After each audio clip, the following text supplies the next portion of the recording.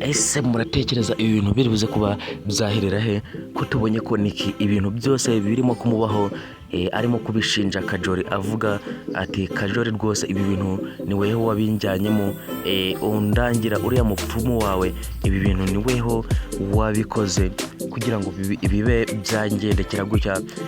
Amusobanuriye rero ibintu byose biri kumubaho, aravuga ati naragiye nkigera kwa Dani, ubwo nyine nahise mubwira ati genda nzanira amazi, maze mu gihe uwo mwana nari ndimo kumufata ngiye kumusiga iyo miti, ntangiye kuyimusiga Dani abarongeye agarutse ndamubwira ati genda ube wajya kunzanira amazi urabona iyo ari yo yose. Kajoli rero arimo kumubwira ati ibi bintu wakoze urukumva ko ari amakosa yawe, ubwo rwose Nick yashinjaga Kajoli ko amakosa yose yabayeho araye n'ibi byose biri kuba kuri Nick byose ari amakosa ya Kajoli, ariko Kajoli arimo aramubwira ati amakosa urukumva atari weho wayakoze, ujya gukora ibyo bintu hari umuntu uri kukureba, niba umupfumu yari yakubwiye ngo ubikore nta muntu urimo kukubona ukaba warabikoze, mbese hari n'inyoni irimo kukubona, urumva ko amakosa ari weho wayakoze. Kajoli rero akomeje amubwira ati niba ibyo ngibyo biri kukubaho ugomba kuba wasubirayo ukaba wabwira uwo mupfumu ibiri kukubaho byose. Ariko mbere yaho Nick yari arimo ashinja Kajoli ari kuvuga ati ibi ngibi ndimo guhura nabyo, kuba uyu mwana w'abandi ari kuba inzoka, ibi byose ni weho ubifitemo uruhare. Arimo kuvuga ati ariko nubwo uyu mupfumu ndimo kumupinga, ubwo nagezeyo ndi kuvuga ati ngo hari ikibazo mfite nyine, hari umusore nshaka kuba natsindira. Yahise ambwira ati ko ndi kubona ari impanga yawe ndetse bafitanye n'umwana.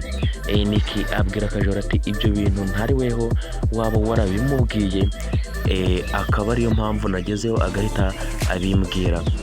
Murabona ko rwose Nick yari yakamejeje arimo ashinja Kajoli ko ibi bintu ari we wabikoze byose, ndetse n'ibi byose biri kuba kuri Nick akaba ari Kajoli wabigizemo uruhare. Ese ibintu muratekereza bizagenda bite iyo ibintu Nick yagiyemo byo mu bapfumu? Murabona bizaba byamuhira ko tubona ko bitangiye kuba byamugiraho ingaruka, ahageze hose ari guhura n'uriya mwana agahita ahinduka inzoka.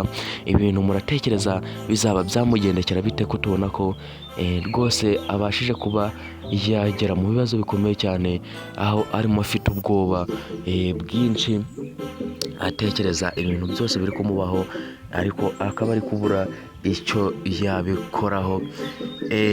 Kajoli rero ahise amubwira ati ugomba kuba wasubira kuri uwo mupfumu ukaba wamubwira ibintu byose uko byagenze, ukamubwira n'ukuntu wakoze amakosa, ndetse akaba yagira icyo yagufasha. Ese muratekereza azaba yamufasha iki?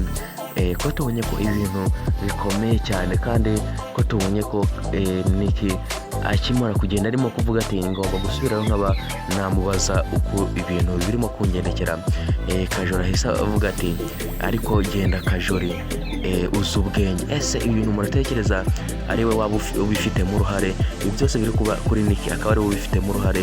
Muratekereza se yaba ashaka gutsindira Roger, akaba ariyo mpamvu ibi bintu yaba yarabikoreye Nick, ibi byose birimo kumubaho?